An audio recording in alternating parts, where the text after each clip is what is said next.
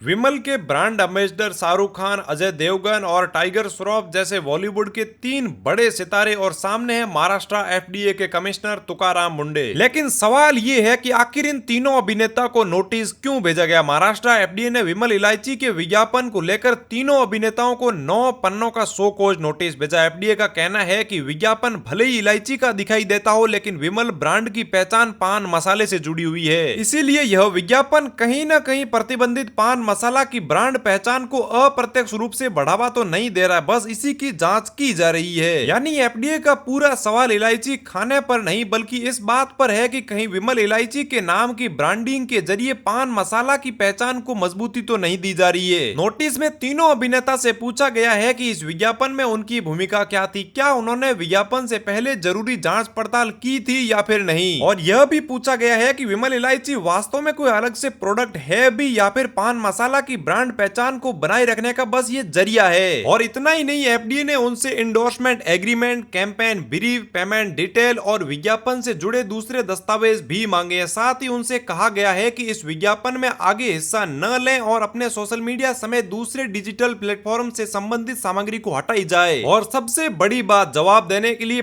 15 दिन का समय दिया गया है। यानी यह 15 दिन का कोई बैन नहीं लगाया गया है, बल्कि एफडीए के सवालों का जवाब देने के लिए समय सीमा तय की गई है। तो अब आप में से बहुत सारे लोग सोच रहे होंगे कि आखिर ये तुकाराम मुंडे है कौन, जिनकी कार्रवाई से बॉलीवुड तक में हलचल मच चुकी है। तो तुकाराम मुंडे महाराष्ट्र एफडीए के कमिश्नर है और पिछले कुछ महीनों से खाद्य सुरक्षा और मिलावट के खिलाफ उनकी कार्रवाई लगातार चर्चा में है। रेस्टोरेंट, होटल, दुकानों और दूसरे खाद्य प्रतिष्ठानों पर एफडीए की जांच और कार्रवाई तेजी से हो रही है। और इनकी कार्रवाई का एक ऐसा मामला जिसने खूब सुर्खियां बटोरी थी, बॉम्बे हाईकोर्ट में एक 5 स्टार होटल की एफडीए कार्रवाई का मामला पहुंचा। और सुनवाई के दौरान हाईकोर्ट ने सवाल उठाया कि अगर निजी होटल, रेस्टोरेंट की जांच हो रही है तो क्या सरकारी और अर्ध सरकारी संस्थानों की कैंटीन पर भी उसी तरह से जांच की जा रही है या फिर नहीं। और इसके बाद जो हुआ वो और भी दिलचस्प था। अगले ही दिन एफडीए की टीम बॉम्बे हाईकोर्ट परिसर की तीनों कैंटीनों की जांच करने के लिए पहुंच जाती है। और एक कैंटीन के पास वैध FSSAI का लाइसेंस नहीं होने के कारण उसे कारोबार रोकने का आदेश दिया गया, जबकि 2 अन्य कैंटीन को सुधार संबंधी नोटिस दिए गए। यानी संदेश बिल्कुल साफ था कि नियम अगर है तो सिर्फ आम दुकानदार और बड़े होटल के लिए नहीं बल्कि सरकारी और संस्थागत कैंटीन पर भी लागू होने चाहिए। तो अब विमल इलायची वाले मामले में तीनों अभिनेता एफडीए को क्या जवाब देते हैं और उसके बाद एफडीए क्या कार्रवाई करता है, इस पर सभी की नजरें टिकी हुई है। तो इसका जवाब तो अब तुकाराम मुंडे की एफडीए कार्रवाई और आगे की कानून प्रक्रिया से ही सामने आ पाएगा। बाकी आप लोग क्या सोचते हो, कमेंट करके हमें अपनी राय जरूर से बताइएगा।